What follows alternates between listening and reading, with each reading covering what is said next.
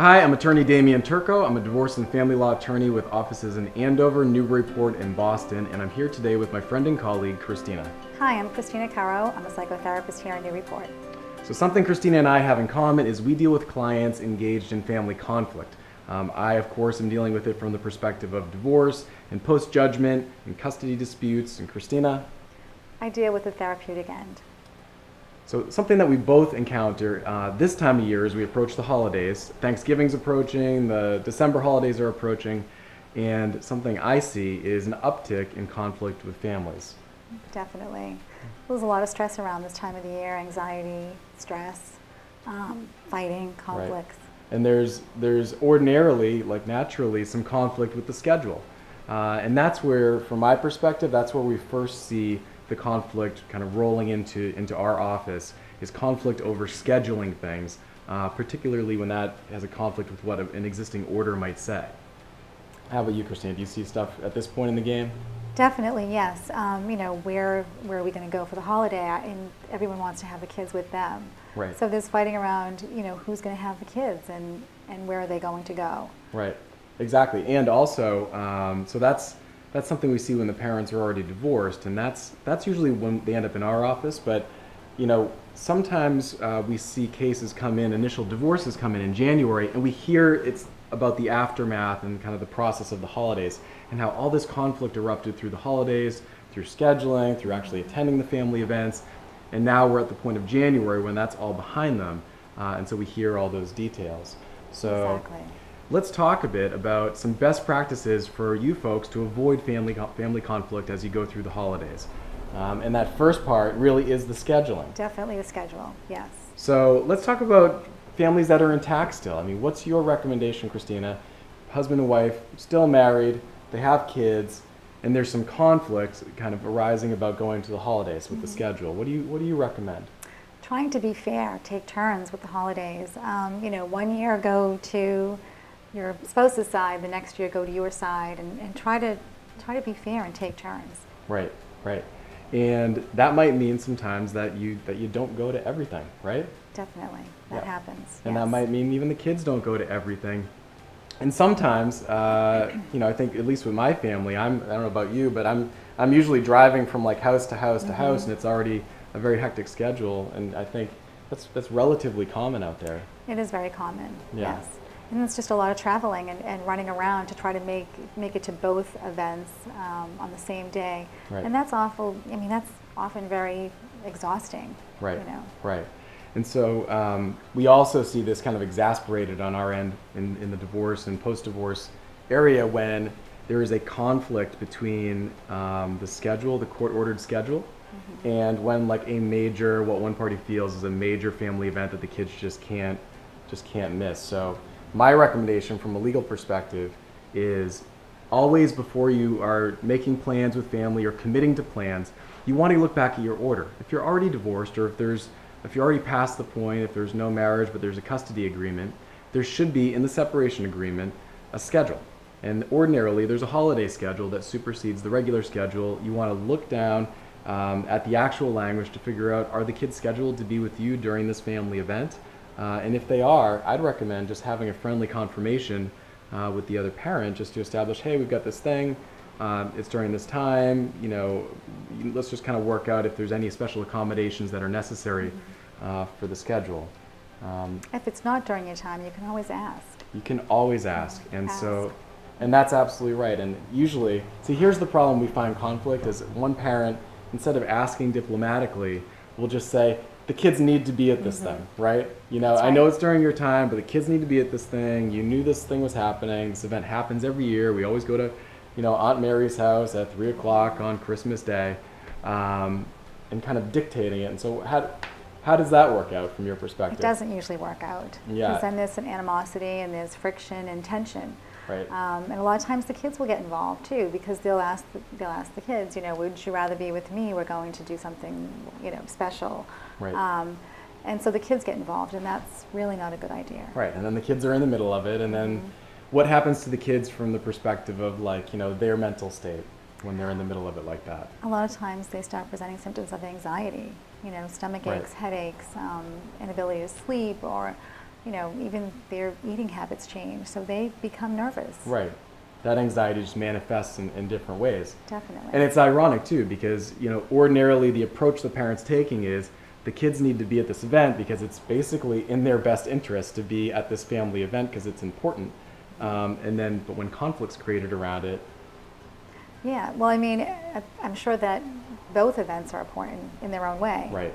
So how do you choose? Right. You know, so think of what's in the best interest of the child. Right. You know, what is the best interest for them? You know, be fair, try to be accommodating.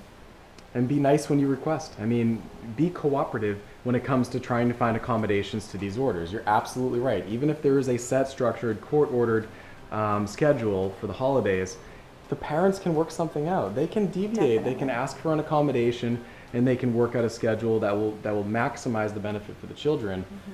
However, if the court order says that the kids are supposed to be with the other parent during this time period, and the other parent, for whatever reason, can't accommodate the request, that's it. In my recommendation, except in very unusual circumstances, the court is not going to allow any sort of modification. Mm-hmm. There's usually not enough time to get into court anyways to try to resolve some sort of like holiday schedule, because usually it tends to be just a couple weeks or a week before when you realize we have this issue. So work it out well in advance, be diplomatic, be accommodating to the other parent's requests if you can, and don't go back to your family and talk negatively about the other parent and say, well, you know, the kids aren't here because, you know, the other parent won't allow them to be here. Don't frame them in a negative light. Have you seen that happen? I agree, that does happen. Yeah. It definitely does happen. And again, the kids will hear about it.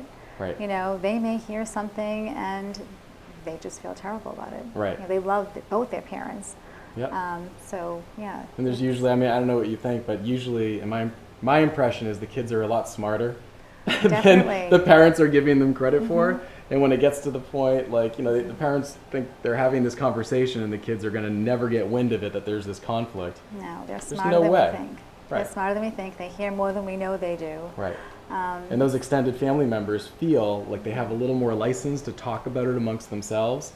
And they're less appreciative that their kids might hear. And so now the kids' cousins kind of have wind of this. And it's just, this is how this gets out. This is how, in my cases, we end up seeing, you know, a Facebook post that's kind of passive aggressive. And in this world today, information is just passed so easily that it's just, you're setting your kids up for a number of disappointments if you have this sort of conflict. On the other hand, if you can work this out diplomatically, you know, your kids are going to feel more confident and they're going to be in good shape. Definitely. And so we talked a bit about the planning. Why don't we talk about some of the expected conflicts that we're actually going to see at the events? Because that's the next big kind of piece, right? In your perspective? We know there are predictable pitfalls that happen. We know there are family members that may say the wrong thing or do the wrong thing. Right. We all have them. We all have them. Right. Because we don't, you know, we might pick the friends that are around us, that are in our lives, that are close to us, that we spend time with. We don't pick our family for the most part. And we all have some family members, maybe extended family members, maybe one, that ends up saying those comments that might be offensive. And so one thing that we see as a point of conflict is one party or one spouse feeling that their significant other didn't really come to their aid or didn't properly deal with the issue when someone said something offensive. You're right. Somehow they feel their spouse is to blame or their partner is to blame for the comment that Uncle Pete made. Right. And that's really not fair. Right. And so what's the better practice there? The better practice is to realize that that's his family and he doesn't have control over what they're saying. Right. You know, or what he's saying. Right. He really isn't responsible for that. Right. And we, you know, part of the issue is that we feel we have license, right? Like it's kind of human nature. We feel we have license to critique our own family, our own sibling, our own biological family. But then, you know, to hear that even from a spouse is like, you know, what happens when you hear that from even a spouse or another family member? We don't want to hear somebody else talking about our family negatively. Right. You know, it is offensive and it hurts. Right. You know, because you love them, like, you know, regardless, you have a biological connection. And same deal when a family member says something about your spouse. That's right. You know, that's really kind of, the feeling is they're questioning your judgment, they're questioning your, you know, your decisions to really stand by them, when of course there's going to be loyalty on both sides. It's kind of like a balance, right? Exactly. So, we hear in our cases, about the arguments that have happened for like years on end of like, yeah, he always goes to the aid of his family. He always defends them. Or she is 100% loyal to her mom. She would never disagree with her mom, something like this. So when we have, this anticipated problem of like Uncle Pete, like we know Uncle Pete's going to make that comment, how do you even like approach that with your significant other beforehand without getting in an argument at that point? So again, have that discussion and empathize with your partner. Right. Empathize that yes, it might be difficult, and I apologize in advance. This may happen. We know this is Uncle Pete. Right. And I'm sorry to put you in this position. Yeah. At least hearing those are good. that, Those are good words to use. I'm sorry for putting you in this position. Yeah. And not because I think the defensive posture is, hey, that's Uncle Pete. That's how he is. What do you want me to do about it? That's right. Like it's not my fault, right? That's the kind of fallback position a lot of people naturally take because they feel that they're being attacked. That's right. They get defensive. So rather than be defensive, be empathetic. Right. Yeah, and maybe acknowledge, yeah, I don't want to go be in that environment with Uncle Pete either, but it's part of the reality, and let's be a team and figure out the best approach that we can take. So that hopefully will minimize some conflict. Exactly. And because we know what happens when it's not resolved, right? What happens from like the relationship?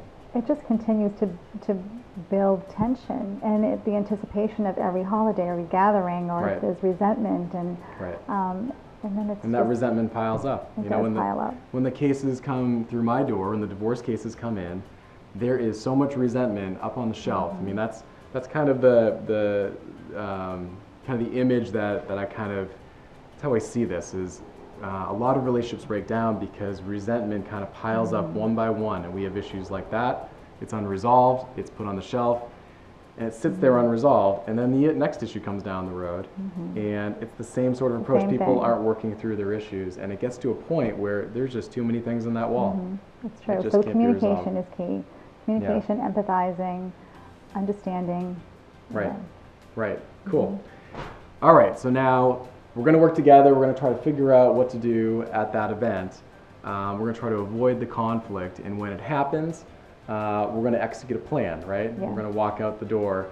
How exactly do you see that working? So we're going to come up with a plan of how to excuse ourselves, maybe. I think I hear so-and-so calling me. Try to avoid it, which I don't really love avoiding behavior, except in situations like this where you're trying to just it's kind of avoiding the toxic behavior. Like you're aware that there's going to be some comment made. It's going to be a bit toxic. That like nothing good can come of it. That's right. Unless the only good that can come of it is if you can work together. You have a plan. You can kind of nip it in the bud immediately. Everyone else walks away, and Uncle Pete is wondering why everyone left the room and saying whatever. Hopefully, we can move it on to another conversation. That's right. So some other kind of best practices for dealing with those comments that are inappropriate are, either walking out of the room, excusing yourself. Anything else? Change the subject. Try to change the subject. Have some benign subjects on hand that you can just toss out. Right. Like, did you hear about, the kids are going to be in the Nutcracker suite this year? Did you know that, this is happening next week? Or we're going to see, the other family, and this is what we're doing over there, and the kids are so excited, or we're going away on vacation. But the point is, change the subject. Yeah, you might be planning on talking about those things anyways, but you have to keep something in the holster, like preloaded, so that when this comes up, you can be like, boom, and you can change the subject. That's right. So, and what about, how about coordinating with other family members? What if you have other sympathetic family members? Do you think you should talk with them beforehand, or kind of get the feelers out there, coordinate further than just you and your spouse? Is there a time when that's appropriate? Maybe, but you have to be careful with that too, because everyone may love or accept Uncle Pete. Even though they get frustrated with him, they may still love him and care about him, and they may be offended if they hear you have this plan of how you're going to avoid him or change the subject, or so I'd be careful with that one. You need to exercise some judgment. Definitely. You need to get a sense. I mean, you probably have a good sense of how strong the relationships are, how strong your relationship is with the other family members, and whether that dynamic is, sympathetic to Uncle Pete's behavior or whether they're all kind of like annoyed but they deal with it. That's right. But the one person you definitely need to work this out with is your significant other, Yes. your partner at that event. So, Definitely. any other parting words of wisdom for our listeners as we approach the holidays to avoid family conflict? Well, keep in mind what holidays are all about. The best interest of the children is always what should be first and foremost. Right. Right. No, absolutely. And I think people posture themselves when they gear up for conflict when there's kids involved. They posture themselves from the perspective of, going to this event is what's best for the kids. But really, I don't know anything more debilitating to the children that I've seen in my cases than conflict between the parties. So, if we can avoid the conflict and we miss, one family dinner this holiday season, like, it's probably worth it. But thanks. Oh, do you have a final word? I do. So if you're not going to be able to be with your child during the holiday, encourage them to have fun with their family member that they will be spending the holiday with. Right. That's absolutely true. That's what the data says too. The research says, your kids are going to feel closer to you. They're going to feel more comfortable. If you can appreciate the activities, the benefit of them spending time with the other family members, they're not going to feel great about you and about hanging out with you if you make them feel awkward and anxious about, talking with the other parent during the holidays, seeing the other parent with the holidays, seeing the in-laws. Don't make negative comments about that stuff because the kids ultimately will hold it against you. That's so, true. I'm Damian Turco, here with Cristina Curro. Thank you so much for sitting and listening today.